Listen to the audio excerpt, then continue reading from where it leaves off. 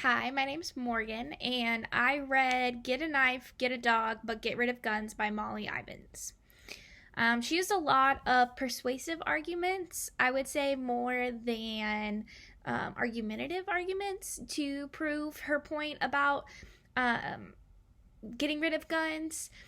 She used two of them were really stood out to me though. So she talked about she compared like how we obtain guns to how we obtain cars.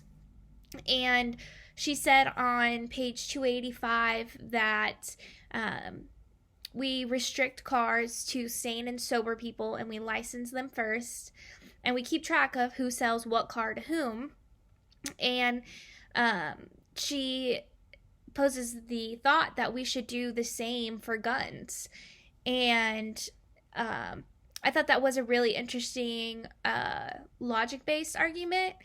And I mean, it makes a lot of sense. And she also added to this argument that I felt made it really strong was that cars do cause like great carnage and they kill a lot of people, and so do guns. But the difference between guns and cars is that all guns do is kill things, whereas cars have other uses, so that's why we don't just outright ban cars. Um, it was mostly a persuasive argument, I would have to say. I thought it was really good. I thought the parallels she made were really good. Um, Another argument that she focused on was the Second Amendment calls for a well regulated militia. And she talked about how a well regulated militia requires at least some very basic training and discipline. And she said this on page 285. And I thought that makes a lot of sense. Like, if you're going to have a gun, you should at least have some kind of training and some kind of discipline taught to you about guns because they do kill. Um, and then she also made a persuasive argument about well regulated militia. She said on page 285 14-year-old boys are not part of well regulated militia, and members of wacky religious cults are also not part of well regulated militia. And I thought this was a really good point because, I mean, if it's intended for a well regulated militia, those two groups are definitely not regulated or militia. Um, and so I thought that those were two really good persuasive arguments that she made. I did do some extra research. I know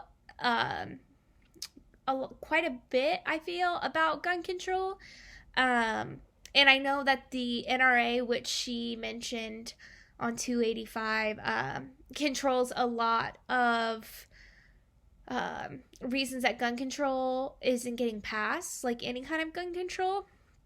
And I found this article by the American Council of Physicians, and they did a survey, and they just included some background information in there too. And they said that universal background checks are favored by more than 90% of Americans. And I knew that universal background checks for guns were very popular, but I didn't know that they were that popular.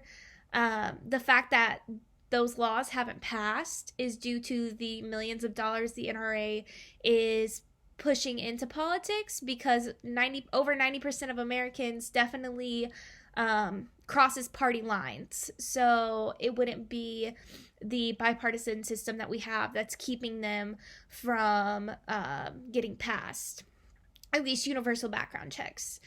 And I thought some other interesting things that, like, implications of not having background checks is pretty interesting. They did a survey of prisoners and convicted of gun offenses, and 96% of inmates who were prohibited from possessing a firearm at the time they committed their crime had obtained their firearm from an unlicensed private seller. So I thought that that was really interesting.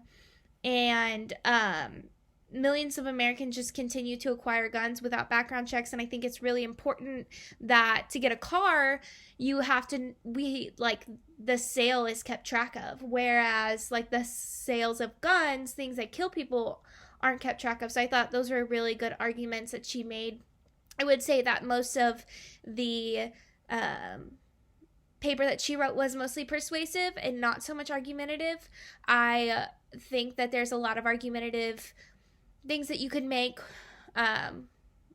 just because of all the data we do have on gun control and gun violence.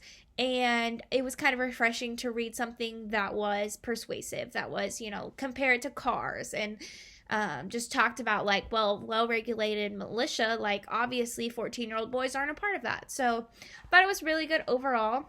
I would really like to read some more, though, on gun control, more argumentative papers. Thank you.